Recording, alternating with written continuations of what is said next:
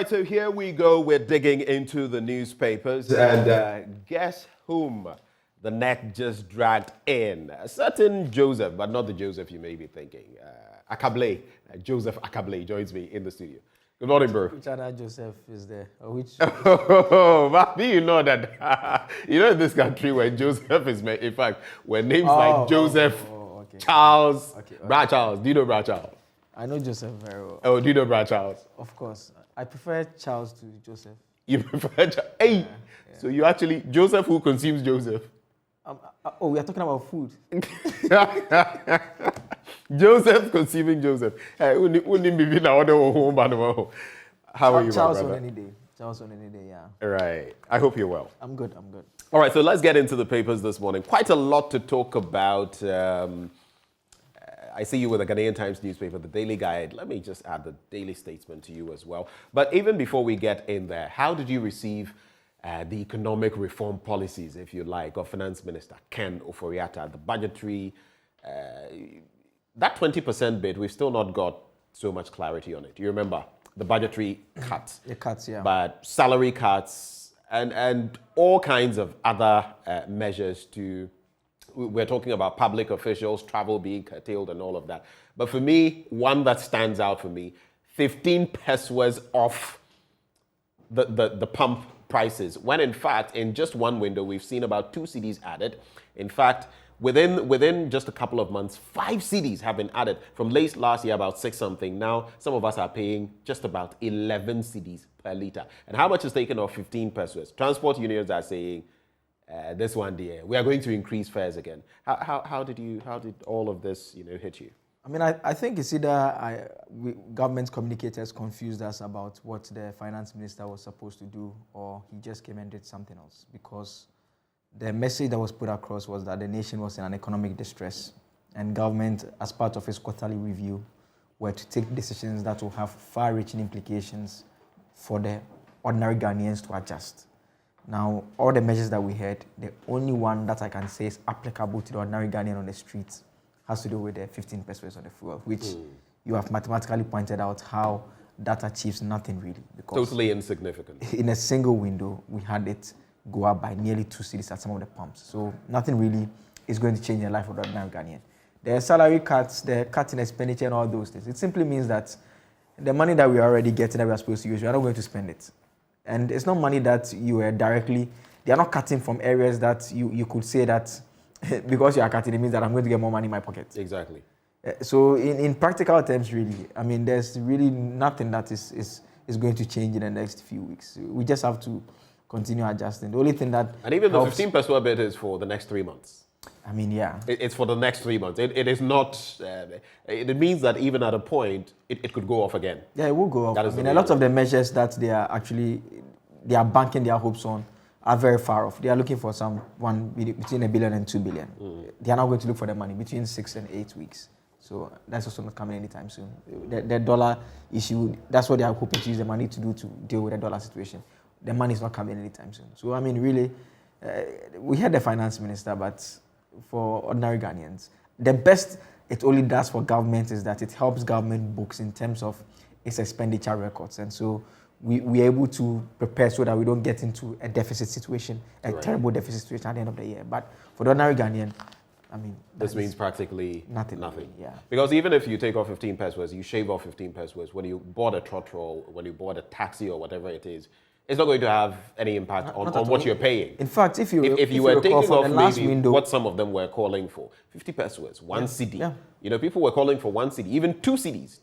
Because when you look at the tax buildup on a litre, you're paying close to 3 cedis per every litre. Yeah. So if you're paying almost 11 cedis, it means that the tax component is 2 cedis, 70 pesos. That is huge. Yeah. That is huge. And people said a lot could be done to massage the figures. And if we are cutting down on expenditure, I mean, that's what I'm saying, that unless the goal is just to help government books, because if the goal is to help the distressed Ghanaians, then cutting down the expenditure will mean that you can do away with a little bit of your revenue. Right. Because you're not spending on Exactly. the fuel coupons that you are giving people. You're cutting it by half. By half. Should have an impact. You're not making them travel around as they ought to. So why not decide, okay, I'm taking a bit of a chunk of the taxes, so I'm just suspending it for at least the next 2, 3, or 4 months or whatever it is, so that directly, and you know how fuel works, it impacts virtually everything. So it would have been more far-reaching than the announced far-reaching that ended up being very short.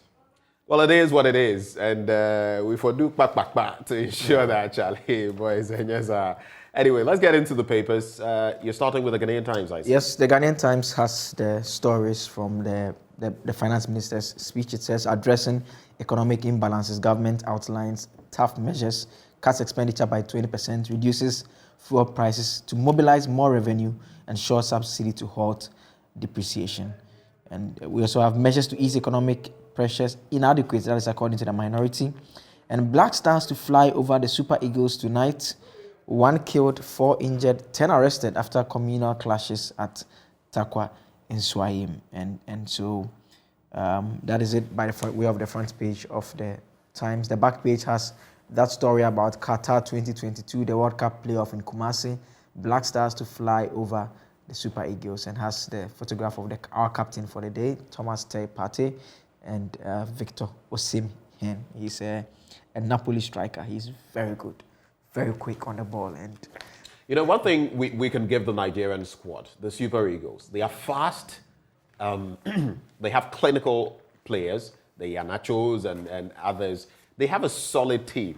But you know, this bout has been a David and Goliath bout. In fact, the initial times that Ghana faced off with Nigeria, we thrashed them 7-0, 5-1, the Jalco Cup from way back then, 4.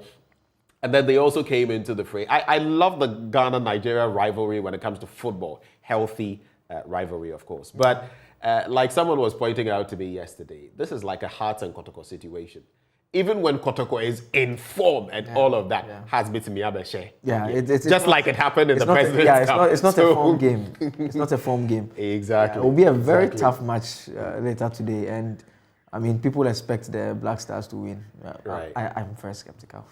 You're skeptical? Yeah, I'm just hoping for a surprise. They should surprise me. Do you know, and that's the whole bit. And for those of you watching, there'll be no sports today. We'll have an extended bit later on the show after 8 o'clock as we delve into these matters and take you to the Baba Yara Sports Stadium as well. But you know what's good for me? The likes of Afenajan, AS Romas, Afenajan, and others coming in. And the fact that while some of these players are known in Europe, they've not seen them play in the Black Stars jersey before. So it creates some, uncertainty, because usually managers would, this person has this style and does that. Afenajan is unknown in terms of playing for the Black Stars. So you don't know what to expect. And the element of surprise is what, honestly, I feel we are all banking our hopes on, that they would be able to stun the Super Eagles, catch them napping, and because the Eagles, they seem very determined to beat, their minister used they plan those to words. thrash us. He said they are just coming to beat the ass out of all of us. That's what their minister said. And yesterday, God have mercy on us. But the good thing is, from what I learned from our sports guys, they can't seem to recall when the Black Stars lost a game in Kumasi. So that is the good news. Oh, that's another bit there. It appears to be a jinx for the Super Eagles. Whenever they go to Kumasi, it doesn't. Yeah. So we just hope that that's history helps us and we beat Nigeria by 5-0. 5-0. Well, it's possible. I don't want us to go. We'll not spell Nigeria. We'll spell Ghana for them. I don't want us to go to Abuja in an uncertain manner. Charlie, and that was what I was going to cap it off with. They're like 1-0. They say that, Charlie, 1-0 or what will be. You go to Abuja, they'll be like, for here. We have to win. We are winning at 2 legs. Anyway. Well, let's get into the Daily Graphic newspaper. Restoring economic stability. Government adopts critical measures. Targets 3.5 billion Ghana cedis in savings. I listened to Dr. Kasiala Forson interacting with my colleague Evan Spencer yesterday, and he was saying, look, when you look at these measures, it's not going to get anything close to the 3.5 billion. It's going to get, at most, 500 million. And it's interesting how the figures are being massaged and what government says. But government, through its raft of measures to cut expenditure and save the economy, is claiming it will accrue 3.5 billion for the rest of the year. And we know the measures. I'm not even sure whether they should even target as money that will be accruing, because it's money that is coming from your normal revenue sources. Your streams. Just that you're not going to spend that amount of money. Exactly. And so it's not the case that you're not accruing anything. I get your point. It's the same money that you're you're actually just not saving. You're just saving. You're just saving that sum. And the measures include, just to walk you through in case you've not caught on, an additional 10% cut in discretionary spending, mostly on goods and services of all ministries, departments, and agencies, MDAs. A 50% cut in fuel coupon allocations for all political appointees and heads of government institutions, and there are many, including state-owned enterprises from April 1st. And there's also the bit about pay cuts. And the finance minister announced the cabinet's decision for ministers and heads of SOEs to contribute 30% of their salaries from April to December this year to the consolidated fund. Beyond the sacrifices being made by appointees of the president, the government is also pursuing a comprehensive reprofiling strategy to reduce the interest expense burden on the public purse. But what do you think about this suggestion, Akable, that MPs should also contribute their quota? Momayan Timo Kakra, your salaries. And yesterday I had Al-Hassan Suini, Tamale North MP, and Kwadaso MP, Dr. Kingsley Nyako here. Kingsley was very much in favor of it. Al-Hassan said, yes, but let's be candid about the situation. He was basically saying, Charlie, I'm earning less than 10K. And all of that, and this and that, Charlie. I saw a post from Samuel Okujeto Ablakwa, the Northern MP. He's saying that he's torn between wanting to genuinely give up some of his salary to help the government and not trusting a government that he believes has been very wasteful and incompetent and spending on luxurious jets and all those things. And so that is a dilemma he So even if I give, what will it go into? Exactly. Will it go into chop? Exactly his concern. I mean, I think I don't see how governments can successfully convince the NDC MPs to get on board. I mean, they need revenue from e-levy. They've not been able to convince them to get on board. We are in tough times, yes, we are. And I think that if government successfully shows the way through its appointees directly, that may ginger others to also come on board. A few international stories on page 5. Court orders lifting of sanctions against Mali. That's an interesting one. And Ethiopian government declares unilateral truce. That's it for the Daily Graphic newspaper. The BNFT reports on the front page that government reduces fuel prices by 15 pesos per litre effective April 1. And government to save 3.5 billion cedis in additional expenditure cuts, according to Finance Minister Ken Ofori Attaa. The African Continental Free Trade Agreement affirms SMEs to drive COVID-19 era recovery. So that is also on the front page. The back page has this story about the Vodafone Healthline Season 10 taking place. News segment added for comprehensive health education. And let technology lead to make agric attractive. It's also on the back page of the Business and Financial Times. Let's talk about the Ghanaian publisher now. Tony Adu endorses Mahama. It's been a long time, hasn't it? Yeah. Dr. Tony Adu. He used to be so vociferous on air, and making, I think apart from Siyedun Ketia, he's the next in line in terms of jabs and all of that. I mean, if you recall, very sharp, razor-sharp mind. Readily to mind, he said the NDC, when they go for meetings, they waste too much time. They don't discuss manifestos. That really caused a lot of the NDC members to be very upset with him. They don't discuss manifestos to solve problems. They rather go and talk about other things. Anyway, so it talks about the fact that he has stated that former President Mahama can be trusted to lead the party in the 2024 elections, and he has criticized Mahama in the past, but he believes the former president is a preferred choice for the NDC and that he is a good learner. He was speaking right here on Joy FM's Super Morning show that was only yesterday. And he is a former national chairman of the NDC. Interestingly, he also goes back to talk about the Volta region, which is supposed to be the World Bank of the NDC, and how they are fared there. And when I was interacting with Dr. Obeda Samoa very recently, he also touched on that Mahama has not been getting the figures that Rawlings was getting, maybe even Atta Mills, you get it. So that is the problem. They need to focus on their World Bank as well. Do you feel that indeed is part of the problem? I mean, yes, and it's greatly affected Mr. Mahama in 2016 and 2020 as well. I mean, these are areas that they will ordinarily vote for you. So the danger is that when they are unimpressed with you, they don't vote against you, but they just don't vote. They abstain. They abstain, and so you have your numbers just dropping. And when that happens, that is when your opponents, if they're able to get their votes in the other regions, and that's how come before the 2020 elections, Chairman Wontumi was talking about 1 million votes in terms of voting, going for the MPP in the Ashanti region. That's the target, because once you get those numbers, you've effectively mapped out about 4 or 5 regions out of the equation.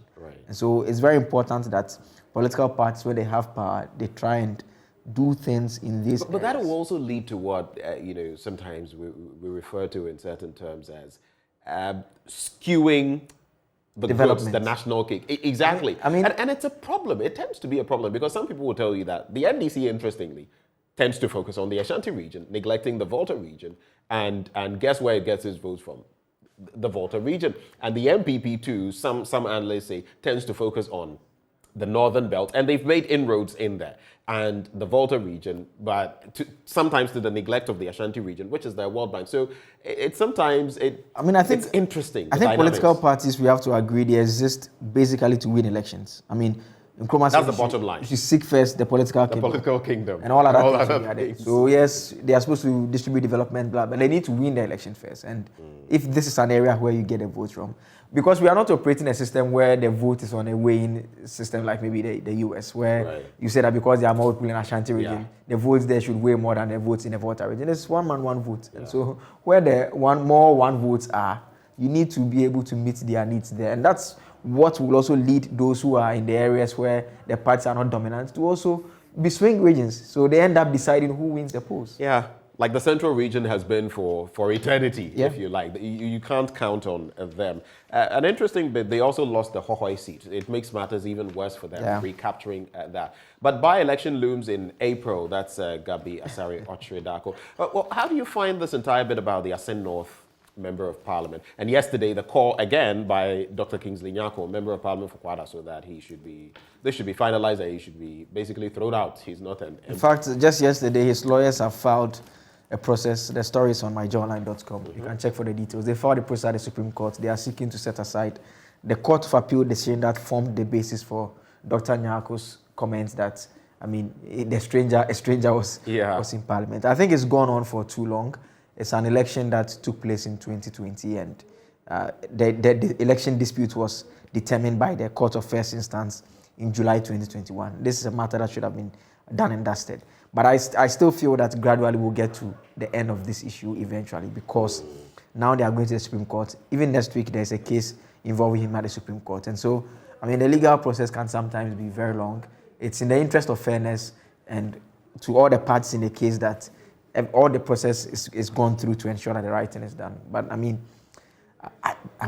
I don't know how people of Asin. Some are saying he qualifies to, if there's a by-election, he qualifies to stand. That's one way of looking at it. How about the pending criminal case? Assuming that there's because that will also have its own consequences. There's a conviction, assuming, and this is just all permutations. That will mean it will have implications for his qualification. But if that has not happened and there is to be a by-election now, I mean, obviously, he does not owe allegiance to any other country at this material moment.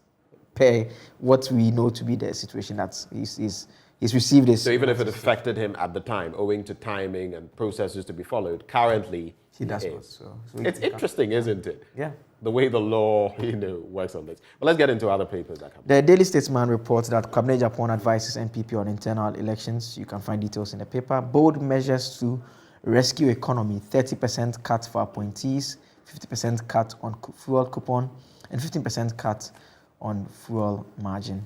And Yaboamia Samuel says NDC COVID task force reduced to picketing. Mampugu overlord advocates legal remedy for Boko conflict. And when they say reduced to picketing, it's because the minority caucus in Parliament plans going to the KIA to actually picket at our international airports on the back of. But I think, I don't know what you think about our testing regime, but I think it's outlived its cost value. The huge sums that people are paying. I mean, it's been reduced across the world. Some countries are even lessening the requirements and all of that. I really don't know. Still asking people. And one expert recently spoke. In fact, it was on our social media that We are the preferred airport in Africa, interestingly. If you keep your price pegged this way and you do other things, it's going to reduce that favorability, and eventually you could lose your spot to another country or another airport. And it makes sense to me. Why? And the cost we've been, I mean, people have complained about it. Why are we charging so much, from as high as $150 and the rest? I mean, from the onset, that complaint came in. I mean, the major concern really was that it appeared a lot of the money was going into private pockets, the Frontiers, the private company that was executing what, I mean, all those who have information available say that it's work that Noguchi could have done, or we could have strengthened any of our research institutions to just do this particular testing. And so there's that bit that I leaned towards, okay, we are not really getting much anyways. But the little we are getting is also another form of revenue stream, and especially when we are cutting down on the expenditure and all those things, and we are not getting any money from anywhere. Touching already existing revenue streams may be difficult, but we understand that the president will give some announcements about the testing regime. From what we heard from the retreats, we are told that the testing regime and also the border opening, we may not be having mass testing like we currently have, because we will not, there are people, I mean, some have said that there's no point in testing people who may have done test before coming in and all those things. And so all those may impact on the price issues that we are talking about. All right. The penultimate paper I'll do, Republic Press, blame NDC for queues at NIA, Ursula Owusu Ekufo. Blame NDC for queues at NIA, Ursula Owusu. Is NDC embarrassing the people there, or what's that? Or they are the ones who are... Honorable, if you're watching us this morning, how does that even happen? And if it does, can you explain to us how that happens? But quite a good job that is being done so far with the Ghana card a bit. It's just that if you look at the figures they've given us, so many millions actually have the Ghana card, but so many others, and some of whom I get to meet on a daily basis. Just yesterday, I had someone go to Gov't House, the HQ, trying to secure a card, and sometimes the ways and means people have to go through, and the 250 Ghana cedis, some people are trying to corner the 250 for themselves, and then kind of like the Goroism, Goro boy thing, and do it. It's complicated, and all of that. People want the Ghana card because, mind you, I think is it by June, all banking transactions would require the Ghana card. Again, by end of July with the extension of the SIM card re-registration. So. And I feel it is a very good thing for any country to do. But I feel how we've addressed it, Charlie, sometimes you go out there and you see a very senior citizen, 60, 70, 80. They are baking in the sun. No one is attending to them, all in a bid to secure a Ghana card or get their SIM cards re-registered. And I feel it's been, on that score, it's been unfortunate. I mean, I think we enjoy queuing unnecessarily too much in this country sometimes. I mean, initially it was terrible. Eventually, the telcos rolled out various measures that reduced it a bit. It's good that it has been extended, so it means that people do not have to rush around the same time. Because if it had not been extended, you could have imagined in the coming week. The 7.5 million or so. What would have happened? There would be no justification. You can't just cut them off from the system. And mind you, there will be public sector workers in there as well. What would the consequences be for them, In fact, we saw there was a statement from the controller about the impact, even for those who have not even provided their Ghana card details, the possibility of not receiving their salaries. Exactly. That's the very point I was looking at. Government has no intention of discontinuing free SHS. Now, this is where some people disagree. And soon we'll hear in an interview I conducted how some of these old guard stalwarts feel about that situation. But some people felt like free SHS, we need a review. One of those who had said that, don't touch it and all of that, Professor Stephen Ade, he came here, spoke to Raymond Akwa and said, we need a review now. And which policy is never reviewed? And some people, I think you remember Nia de Klerk from last weekend saying that, why are you even paying my children's school fees? I don't need it. So there are so many dynamics. I don't think we need to review the free SHS. I think it should be left the way it is. I mean, and I say so because costs and everything. Yeah, it should be left. I think this year we're spending 7.5 billion. Just about 7.5. We should continue spending that amount of money. I mean, the last time we had a scholarship system for ourselves, scholarship that is supposed to help the ordinary Ghanaian. We saw politicians who were going for the scholarships to. Has it stopped? Yeah, they still do it. They go for the scholarships to go to 2 weeks training program at Harvard University and all of that. These are people who are some of the most wealthy in our society. They are going for scholarships that we set up to provide for the less fortunate, even that one in areas of national need. So not just courses that we are even offering here. It's supposed to ideally be for the disciplines that we don't ordinarily have here so that the state can benefit from when you come back. Right.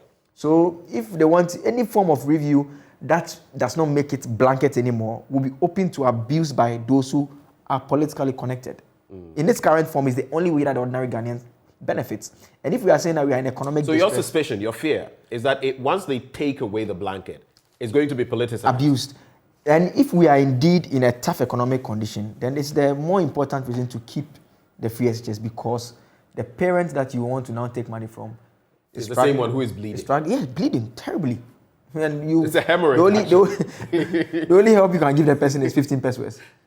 So you can't tell the person to pay fees at this point in time. I think the policy, it should not be. That's why I like the idea of going after the fuel coupons. It should be 100% off, not even 50%, 100% off. So they feel, I think when they feel the pinch like we do, the fuel price will not have gotten to where it would have gotten to. If you are using a V8 and, I mean, you know, the consumption. I can't believe I'm done with my papers. You wrap with yours and let's, I went with the Daily Guide. We are told there's an uproar over the Asin North MP in Parliament. You touched on that earlier on. And government cuts appointees pay 30% travels vehicles. And fuel price reduced by 15 pesos is also on the front page of the Daily Guide. MPs back tax exemptions also on the front page. The back page has this story about the police cautioning hooligans in Ghana and Nigeria. A showpiece. The statement from the police, they said they are wishing the two teams very well. Ghana Police, you support Black Stars. You are going to do your professional work. So they wish the two teams well, but we understand you. Protection-wise, you are going to be fair to everyone. But on the pitch, we know that you expect Ghana to beat Nigeria. Do you have a prediction? I just hope 5-0. 5-0. 5-0? Yeah, 5-0. I like your vim. I don't have him. I'm hoping it should be 5-0. What kind of hope is this? Yeah, I mean, it's... this is baseless hope. I mean, you're just saying something. You're sounding like... If you are going to follow the science and data, Nigeria, they are supposed to beat us by 6 goals to 0. Yeah. They have to beat us we're working by faith. Yeah, faith. I mean, we are moving in faith. We are finishing again. Let's knock knuckles on that and hope that tonight, Charlie, will not have any regrets. They should amaze us. But we'll never regret it. Well, this is how we wrap it up for the news review this morning. Joseph, thank you so much for joining. There's a lot more coming your way on the AM show as we dig into the finance minister and what he's been telling us about these reform measures to shore up our economy. Will they suffice? We speak to the people who matter on this bit. All of that coming up on the AM show. And don't you forget, later we go to the Baba Yara Sports Stadium and get ready for that all-important, that crunch tie. Black Stars of Ghana versus the Super Eagles of Nigeria. Not today. Stay with us.